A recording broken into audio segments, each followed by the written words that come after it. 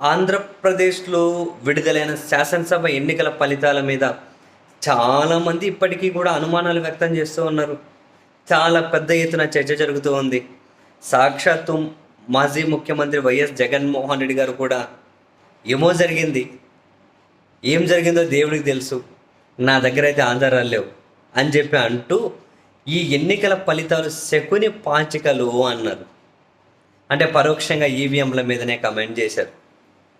శకుని పాచికలు అంటే ఏదో మాయ ఉంది అని. కానీ ఆ మాయ చేసింది ఎవరు అన్నది కోర్స్ ఆంధ్రప్రదేశ్లో పెద్ద ఎత్తున చర్చ జరుగుతూ ఉంది. ఇప్పుడు జగన్మోహన్ రెడ్డి గారు చేసినటువంటి ఇటువంటి వ్యాఖ్యలనే పరోక్షంగా అండ్ ఈవీఎంల మీద ప్రత్యక్షంగా కాంగ్రెస్ అగ్రనేత రాహుల్ గాంధీ గారు కూడా దీని మీద స్పందించారు. ఇప్పటికే అటు ప్రశాంత్ భూషణ్ సీనియర్ న్యాయవాది సుప్రీంకోర్టులో మళ్ళీ న్యాయపరంగా పోరాడడానికి సిద్ధపడుతూ ఉన్నారు. మొన్నటికి మనం చూసాం, ఆంధ్రప్రదేశ్లో ఉండవల్లి అరుణ్ కుమార్ గారు తాను కూడా దీని మీద కమెంట్ చేసి ఉన్నారు. నేషనల్ వైడ్ చాలా పత్రికలు కూడా దీని మీద వ్యతిరేక కథనాలు రాస్తూ ఉన్నాయి. 140 నియోజకవర్గాల్లో ఈవీఎంలలో ఓట్ల లెక్కింపులో తేడాలు ఉన్నాయి, పోలైన ఓట్ల కన్నా ఎక్కువ ఓట్లు లెక్క పెట్టారు అని చెప్పి ప్రింట్ రాశా. దాని మీద ఎక్కడ ఎలక్షన్ కమిషన్ వీటి మీద స్పందించలేదు.